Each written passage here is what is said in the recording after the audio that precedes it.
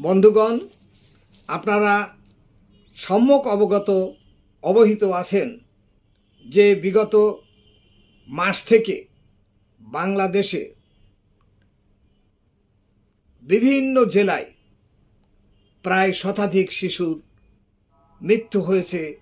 মৃত্যুর কারণ হাম বা মিজেলস। হাম একটি ভাইরাসজনিত রোগ। এর কারণ মিজেলস। ভাইরাসের নাম মিজেলস ভাইরাস।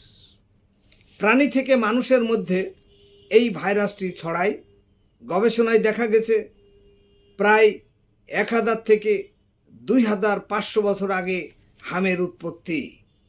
গরুর একটি রোগ রিন্ডারপেস্ট থেকে এই ভাইরাস পরবর্তীতে মানুষের মধ্যে আসে। এটাকে বলে জেনেটিক ট্রান্সমিশন। প্রাণী থেকে মানুষে ছড়ায়।